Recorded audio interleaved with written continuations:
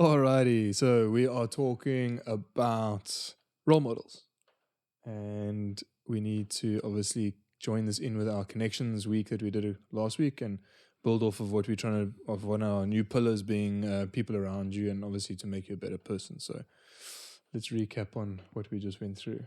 Look, I think role models are unbelievably important because someone is a role model in your life, whether you realize it or not. Someone is molding you.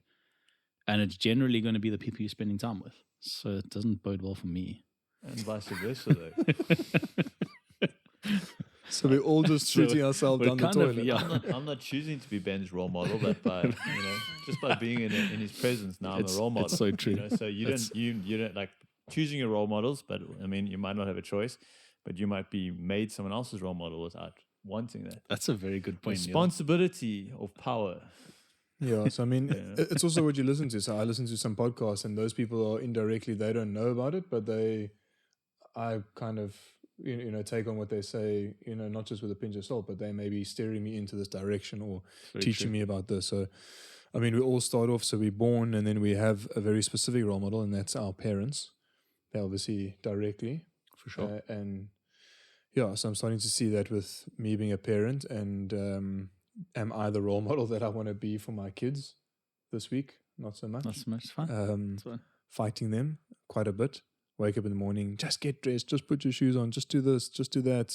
Let's get to school, blah, blah, blah. Get home from work, same thing. Get to bed. So it sounds like a bit of a fight.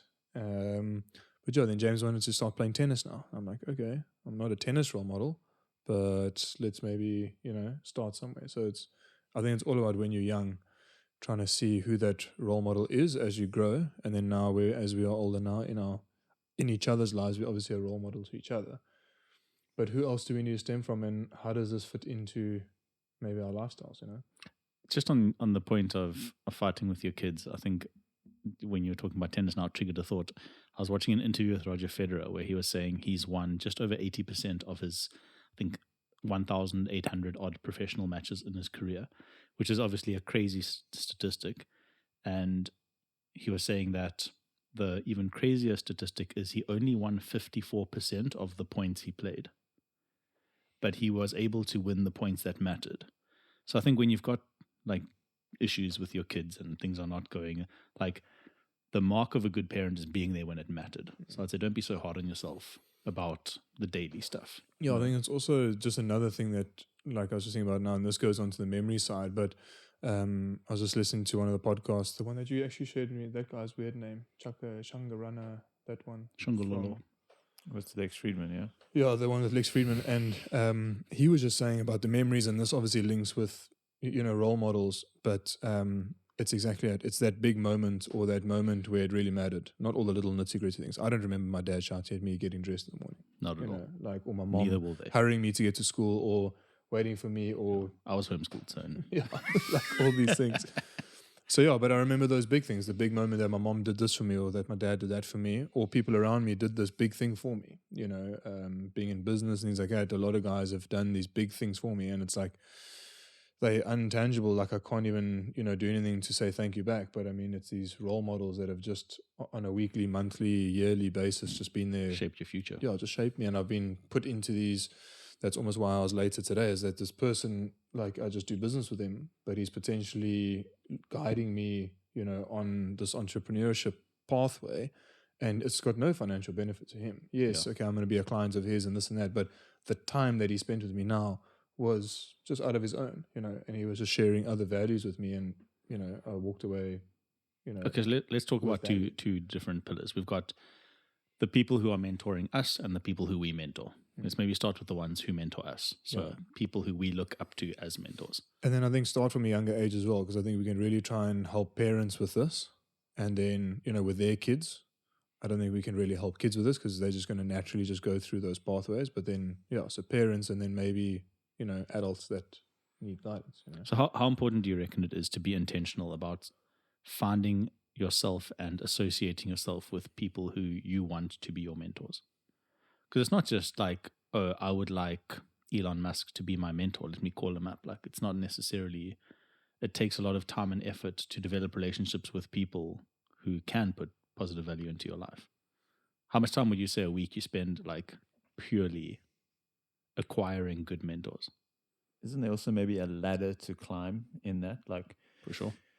you're a kid at school, like, oh, when Elon Musk is your mentor, like first you got to find that next ladder, and you got to go like, cool, and eventually you get into that door where you meet Elon Musk or whoever it might be, and sort of go, cool, like now I might have that opportunity. Yeah.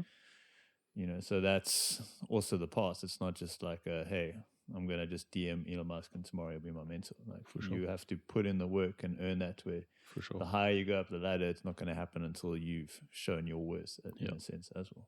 Yeah, and I think to have a role model, like, I mean, I've never had a role model. Like, guys would go watch rugby, and I was like a big rugby player, and I enjoyed rugby and this and that, but I've never gone like, oh, I met Skalkberger, or like whatever it is. Like, that kind of role model was never a big thing to me. Someone that's a role model to me has actually like a direct effect on my day to day. So like, I've got a friend that I catch up with once a month because we do a little bit of business together. But he takes time when I'm there to sit through what I've been doing, how am I, almost like on a friendship level. And then I sit back, he is older than me, and I'm like, geez, this guy is a good role model, you know, for me and for what I do, because there's a care, because he knows that I am kind of like depending on him as a role model. Whereas a role model like Skalkberger doesn't know that he's got an effect on me, but, you know, it really encourages me to then play rugby. So it's also like this like role model that is just like there, but there's no real direct. I find it super difficult to get role models in my life who I can associate with, not on a daily basis, but regularly, because I feel like, what do I have to offer them?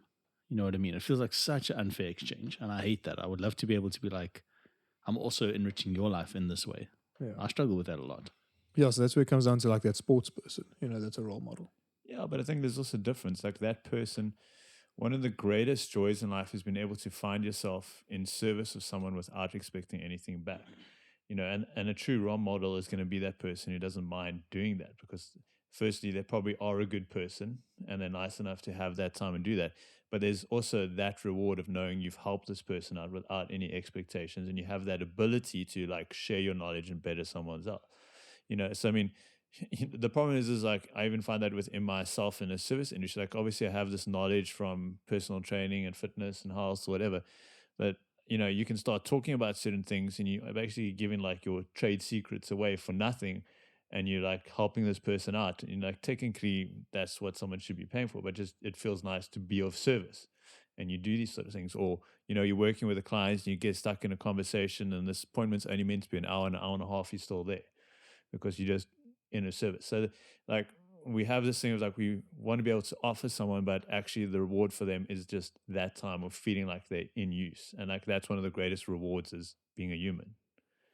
I like that. It's very cool. Yeah, and especially if you're doing this as your business. So these guys that are role models for me, and like you guys, like we're spending these times together that should be almost like a paid service that, I mean, we all add value to each other's lives. But I mean, the same person that I talk about, like he always adds value. It's always because he's just passionate about it. Like, he's passionate about just helping, and he does that with other people as well.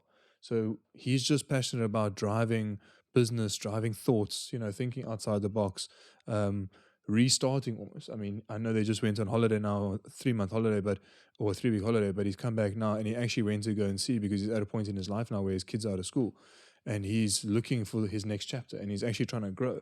So he's also listening to someone like me saying, okay, but why didn't you think about that? You know, why didn't you think about this? So it does come to a point where you can start looking at your role model, and they can, to some degree, look back at who they're affecting and try to learn from that as well. Like I'm learning from my kids, you know, like they're making me a better role model for other people, you know, just by me learning that what I'm giving back to them is actually affecting their day to day, you know. It's not easy to find good role models.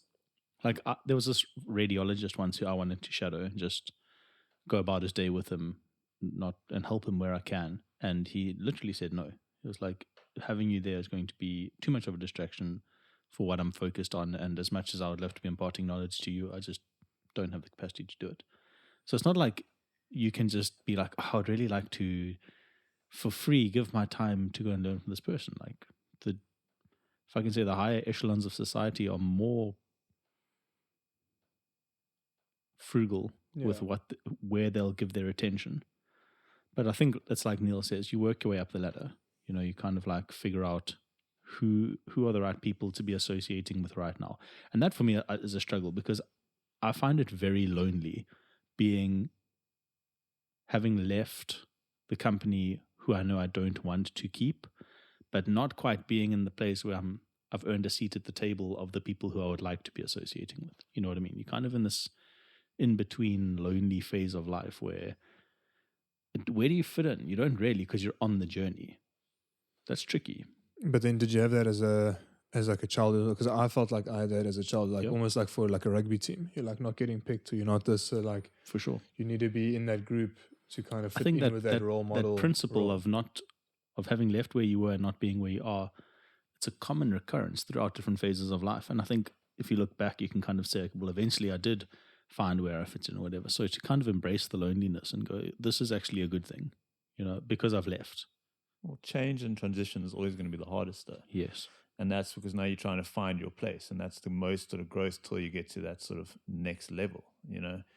And yeah, I think it's also depending on what you might be looking for in a role model. Often people meet like people who they've idolized their whole life and realize, okay, that person's not actually who I thought he was. You know, so role models can also be broken down to someone who you're like, okay, well, that's disappointing. You know, and I mean, even if I talk like, if you look at like being in the gym industry and personal training, like, where do I find someone who's going to show me how it's done or whatever? Like, yeah, there's people out there in the States or wherever who've created sort of successful things and done whatever, but there's also different markets and different things. You can learn principles from certain, you know, capacities and whatever else. And I think the biggest thing, if I look at like even in my life, I think it's just looking at different people, taking things who you can see what they're doing, that you might admire those bits and pieces and go, okay, cool, that's a, you know, trait that I appreciate or can see value in, and I'd like to try and learn or try, how do I be more like that, or what do they do, how did they handle that situation? Okay, that was interesting. What, you know, let me take those bits and pieces. And yeah, like I can't say I've ever had anyone who's been a major role model that I've idolized and, you know, had regular conversations with or anything. And maybe there's a loss in that, and that's, you know, maybe through that, someone else's experiences, I would have been lifted up to greater heights, or just someone who had that encouragement to say, yeah, but you can do that, or giving you self-worth in something, you know. So I think, yeah, a good role model can obviously be a major benefit, but at the same time, like, you know, a bad role model could also maybe have disadvantages where, you know, everyone only has their perceptions. And sometimes if a relationship gets very deep, they might be pushing an agenda or from their one point of view. So, you know, you need to have, I think, multiple hats in the game sometimes to see different things from different sides. I've been very lucky there, I must say. So like, I really do, I know like most people say this about their parents, but I really do have phenomenal parents where I've been able to approach them with difficult things and say, what is your opinion on that? Like, having lived and made similar situations or made similar decisions on similar situations, what would you do in my boots? And they kind of give me good advice. Not always. Like sometimes it's outdated advice or maybe not that applicable to me or whatever, but like 90% of the time they've steered me in a good direction. And then I've had one or two other people, for example, like Justin Devine, who's achieved what I would like to achieve. So I'm not trying to reinvent the wheel. Then I'll take his advice and I'll combine it. And I kind of find common trends of like these four people who have really steered me clearly in good directions in my past all agree on this. It's probably the right thing. And then even if I feel differently, I have to be sort of subservient enough to say I'm probably wrong. It's no ways that I'm better than these four great minds who I really look up to. So I've been really lucky there, I think. Yeah, I think so obviously it starts with your parents, because I mean they are directly influencing your life. So like a lot of people obviously fall short there from a young age where if I just think now, I just saw my watch with somebody now, but so their father figure wasn't around for her kids. So now these kids don't have a father figure. So now they're lacking a very specific role model. So I try and serve that purpose where I can. She's a friend of ours through like just they're my godchildren, whatever it is. And I try to be there for these kids as much as I can, you know, knowing that they possibly don't have this and they don't have that or they don't have this. So I think trying to make sure that those pillars, as you growing older, those people figures or those role models, they don't have to be like this sports star or something, but like you say, like you can show your opinion on something and they shoot you down on it or make you think on a tangent. Like, I mean, when I went to my dad with the business idea of opening up a gym instead of like working as an engineer, he kind of like shot me down on it. He's like, you're mad. You got a stable job. You got this, you got that. And you want to give it up for some CrossFit stuff. Like, what is this nonsense? Then I took it to my other buddy at the same time, Greg, who's a lawyer. He was finishing, or he had finished studying, and like I see him as a very smart dude as well. And he was like, dude, you're joking. Like, what's going on? And then he said to me, send me a proposal. I'll have a look at it and I'll like scrutinize it. Then send it on to your dad, and then have a look. And twice he's like, no, dude, like you're wasting your time. And then like probably on the third or the fourth time, I'm like, please, dude, just have a look at it. Like, what do you think? And then my dad said, okay, cool, yeah. Submitted to the bank, and my dad signed surety. So like those two people helped just like guide me into the right direction. Yes, they said like it's a stupid idea along the way, and it could have turned me away from doing it, but they actually helped me make sure that this is the right decision that I'm doing, And obviously those two people, guided me in this direction of what I went in today. So I've got to be thankful for them as a role model in that part of my life. It's pretty cool that you also had role models who were willing to say, we disagree with you, but we'll back you. Yeah. We back you. Sometimes it's nice to know that they're backing the jockey, not just the horse. Yeah. That, look, this is not a good horse, but I believe in you. Yeah, and then what happened, I mean, leaving that company, Mike Jessup at the time, he's like, Garth, it's sad to see you go. Thanks for all the work you've done. He's like, if your business doesn't work out, like I was very open with him what I was doing, because I left just on a good wicket because I did a lot of work for them as I was leaving, or I'd left the company already, still finished like 6 months of projects, working online and stuff like that. And he said to me on my last day of work, he's like, listen, if the business doesn't work out, like just hit us up and come back and work. Like we'll take you back on board, straight away. So it's nice to have other people like that, mentors. I mean, I traveled with him at a point to Singapore to go do some engineering. And he was a good mentor, like just to see how he operated, as like a very good mind, as a business owner, like he wasn't doing the engineering work. He was just, putting in all the meetings, and I'd watch him in the meeting and I'll do my presentation, then listen to him, like finish the meeting or finish talking to these clients. And that maybe I've, just adopted some of those values of hanging out with this guy for quite a while to now use similar traits, with maybe businesses that I'm doing now. What would you recommend? Let's say you're an 18-year-old boy now entering the world in a real way. How would you go about finding good mentors? What advice would you give? Start with Neil. Well, I think it's hard to know what path to take without knowing what destination you first want to be at when you arrive. Like, otherwise, where do you go? There's so many pathways which you could take, but you got to know where you want to end up to. So, first have some of the decision, what is important to you, what are things that you value in life, and what sort of life do you want to live? And then there's many pathways to get there. So if you can, but like practically, how would you do that? You're saying decide on what pathway you want to. Would you like write down 10 bullet points? Would you make a pros and cons list? Like, how would you go about that? Again, it's one of those things which I think, well, what is important to you? Like if you imagine your life 10 years from now, and or whatever it is, who is at that age now, and you can sort of backtrack from them, what path did they follow to get there? And then it's just about almost modeling what they've sort of done and achieved and having that as a basis point. It's like, who was I listening to? It was Alex Hormozy. So his idol is Berkshire Hathaway, Warren Buffett. So he's literally like try to copy Warren Buffett, and he has like what Warren Buffett earned at his age and what he was worth and what he's earning, and his goal is to try beat that as it sort of goes along. And it's like that's how he has his role models. So he's in a competition with Buffett, even though Buffett doesn't sort of know, and that's what he's sort of using to progress and sort of push himself. So, and then at the same time, it's like, cool, he's just modeling his life on that. Okay. But even then, it's like not necessarily what this person did. It might even be back down to, okay, what are the traits that this person has, or what are their abilities and skills have that allowed them to maybe pursue this and get to where they want to be? And then from there, you can go, okay, well, I don't have this and that. Maybe I need to get better. How do I develop that skill? Because at the end of the day, it's your skills and talents that you have that you can put into something that's going to allow you to have what you want. I think at 18, the issue becomes more like what you've been influenced to believe is a happy life, or whatever you have to that point as well. So that's also the question you have to ask yourself. Because at 18, you're going to think money, girls, flash, or whatever the case is. But also, so you have to question, well, what is happiness and what does it really look like later in life? And like, cool, I have all the money, but do I have the time I have to spend on it? And, that type of thing. But I think just that, find that role model and just backtrack it to where they started, how they sort of got there going, and, where's my next step, or how do I what skills do I have to put in place to allow that to happen? Too good. G. Yeah, I think just trying to put in a practical thing that's happened to me through my last little journey of, like, let's say 20 years. But yeah, 20 years, it is about that.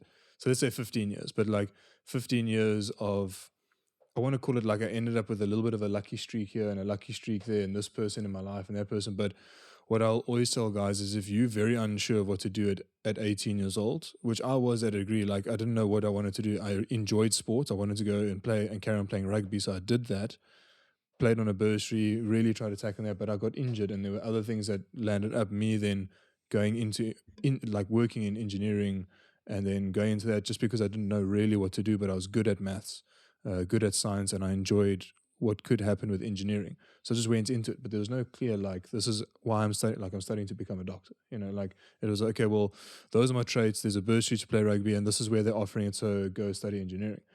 But what I think I did quite well is that I kept doors opening, and I kept questioning, like, but why don't I do this? But why don't I do that? Or if I was in that field of engineering at the time, I would ask these older guys just questions the whole time. Not saying like any question's a stupid question, but like just trying to find out, like, why are you doing this? Or what did you do? Or why are you in that? To try and keep as many doors open. I mean, right now where I am in terms of business or what I want to do with my life is way different to what I've even done over the last 10, 15 years. So right now I'm trying to become a lifestyle coach.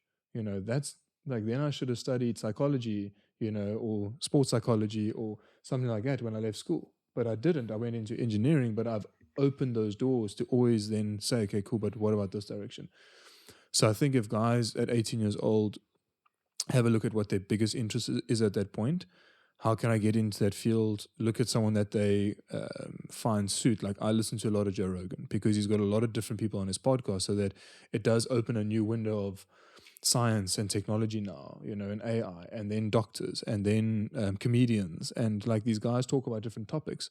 And then I find a big interest in that, which now is like archaeology, which is weird. I didn't do geography at school. I don't like history and things like that, but I'm really fascinated by it. So I think try pick role models for your time, but don't get like fixated on something, because there could be a better door like opening for you to go into. And I do that with my own employees and things like that as well. If they've got a better opportunity, come to me and say, listen, I landed this opportunity, or I'm interested in this. Like, cool. Like, I'll find someone to replace you, like with whatever it is. So it's not, try not to say that you're going to be letting someone down by following your passion or whatever it is, or that role model in that new field, because, it's going to take you on a better pathway potentially, or grow or learn more as you get older, and that's like now, like James is interested in playing tennis. Okay, cool. I'm going to have to become a tennis player / coach. And if I can't, and he does really do well, okay, cool. This is that person that I put you into, Then I start thinking for him, who's the little role models that I can steer him into, for that kind of field or that kind of interest that he's in now at 6 years old, I think if I have to look back at myself, I think when I was like choosing a career path or choosing what I wanted to do in my life, it wasn't so much what I wanted to do. I think it also laid down to what I didn't want to do. Like, I had people around me who were in corporates and whatever, and they moaned about, that sort of having to dredge off day in, day out, go to this corporate, drive in traffic, sit whatever. And for me, I knew that was something that I didn't want to do. But at the same time, it put me in a place where everyone around me, no one worked for themselves, no one did whatever. So you had to know, there wasn't a role model to like look up to or do whatever else. I just know what I didn't want to do. And you had to now go out and find that. But I think there's also the reverse, where people get into like corporate jobs and then they get there, or they go do a job shadow or whatever, and they think they have an interest in something. And then they look at their bosses who are 20, 30 years down the line, and they go, hang on, that's not the life I want. Well, now how do I change that? I think that's a good way to look at it. So like, rather have a look at the negative side of things, to know what you don't want to do. And that's exactly it. That's where I got to with my engineering like degree and working for an amazing company and amazing people around me. Like they taught me a lot in a very short space of time. And I mean, at that point, I was like looking at a few of the older guys and be like, I can see I'm going to reach a plateau, and then then I'm stuck here, 8 to 5. I don't have time for myself to go train. Don't have time. Like right now, I don't have to work certain times of the week because like now we've put in this time slot now every Thursday. This is my off day. Like I call it off day, but I'm technically working. But it's hanging out with you guys. Just doing what we do best, and that's having just a general conversation about topics of interest that really matter in other people's lives.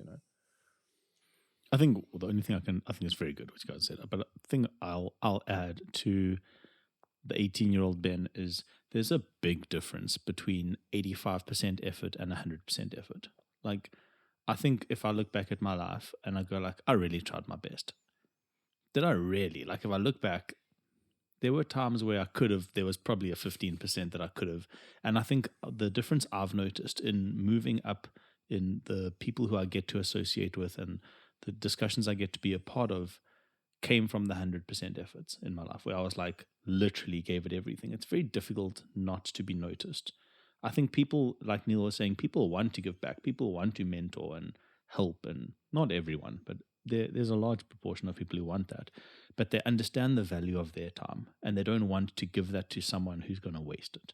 So I think if you can set yourself, and I think it's easier and easier these days, if you can set yourself apart from the crowd by being the 100% guy, you set yourself up for pretty, like you'll talk about you've had good luck and you've had opportunities come across your path. I do believe that that's semi-true, but I do believe that a lot of that good luck was being the right person for whatever that opportunity was that came around. I believe that opportunities come and go for everyone. I don't think that some people are given more opportunity than others. For sure, some people have born into better families, blah, blah, blah. But everyone gets maybe not equal type of opportunity, but equal number of opportunities, chances to level up, and you took it or you didn't take it.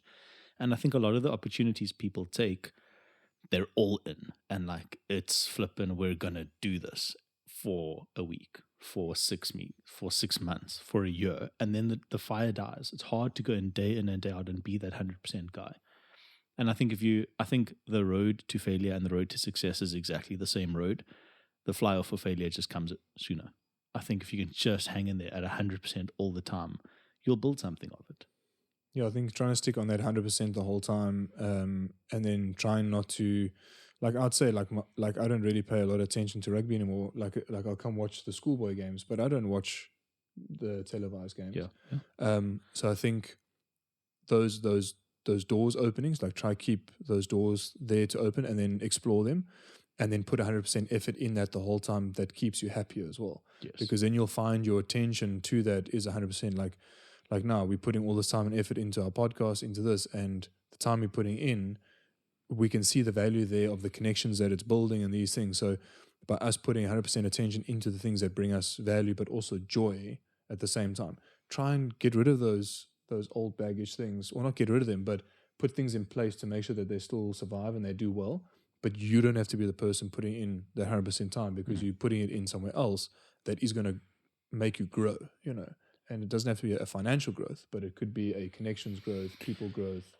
If I could go back to be younger me again, I would say that a financial emphasis should have been greater.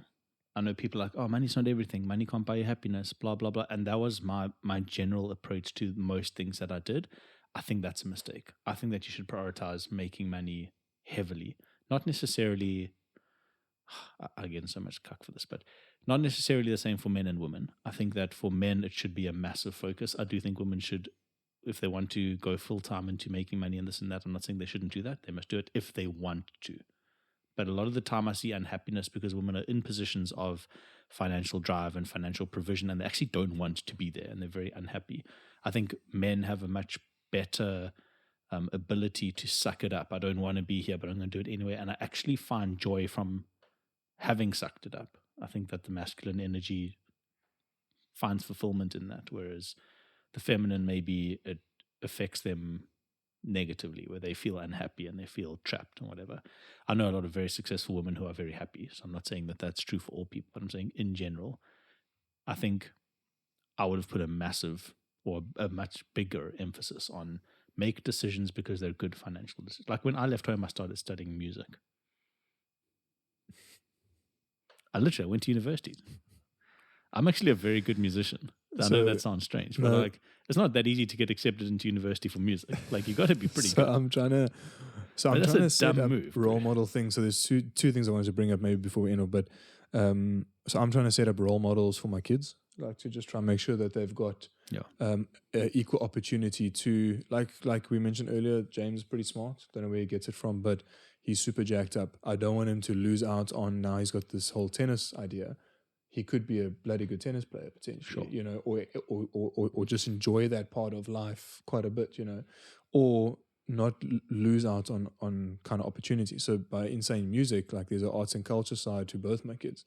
Like Emily can draw extremely well for a 4-year-old. It's actually ridiculous. These little men that she draws and women and little kids and stuff.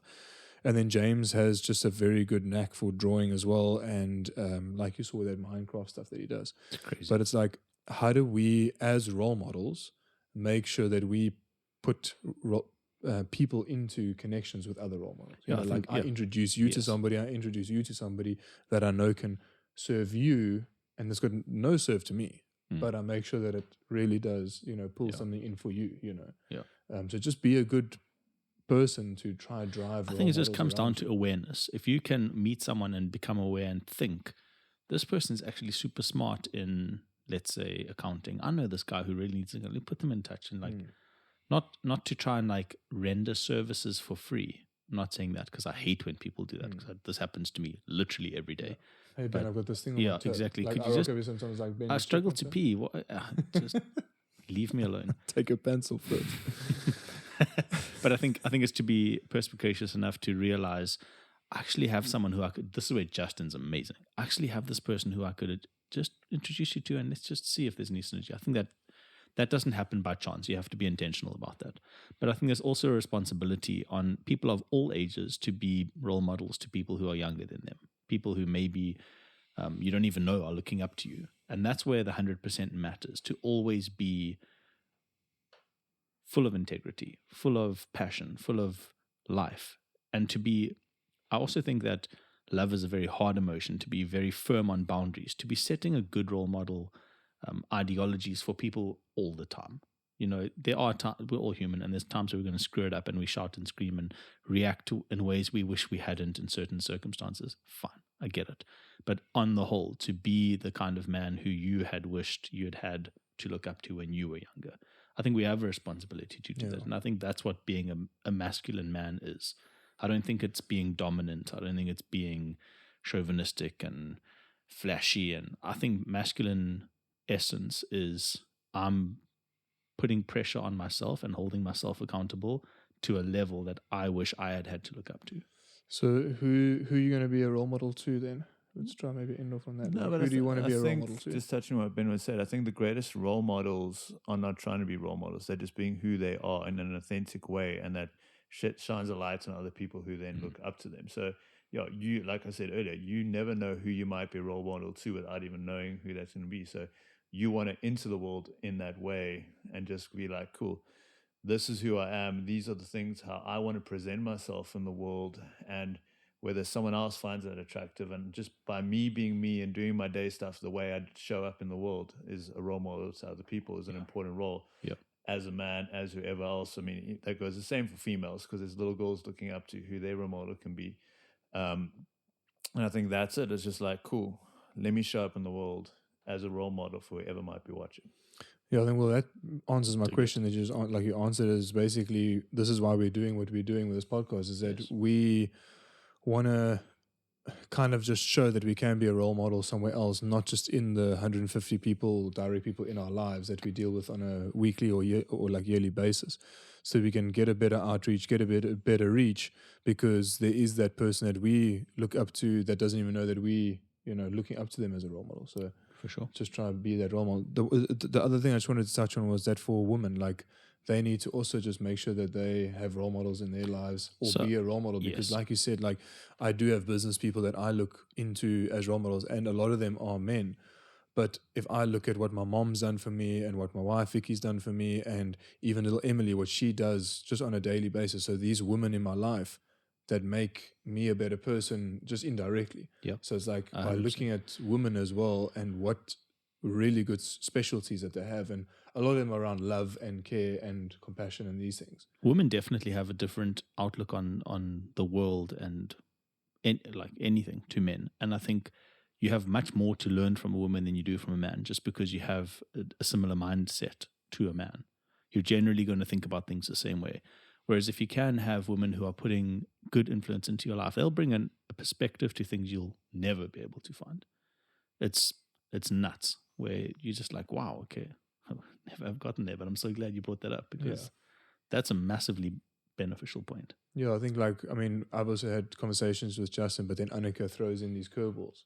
And then I'll be like, I was actually asking Justin that question, but Annika's solved my question. And we were kind of on the wrong track. Yeah, but now I kind of get it. Okay, thanks, Annika. So that's a very important role, is that like there's someone like that. And I mean, she's a surgeon and like these kinds of things. I mean, there's people that you've got to like not take for granted and really listen to them and try and not direct your attention where you're finding the most joy. Yes. But try and like on the side, I mean, Rhonda Patrick's one of the like more fun podcasts that I like to listen to.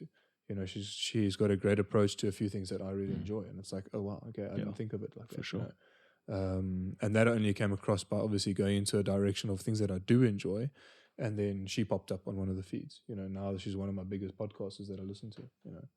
I'd say one, and maybe I shouldn't say this, but just a caveat is I'd be careful about spending one-on-one time with women mentors, if I can call it that. I think it opens doors for all sorts of tomfoolery that can ensue from that. I know that sounds dodgy, but like Tomfoolery. I think you should be Explain very tomfoolery. So like I do think that there's potential for attraction that shouldn't be happening between people who you're investing in and spending a lot of time with, and that kind of falls away if it's like men hanging out, that aspect.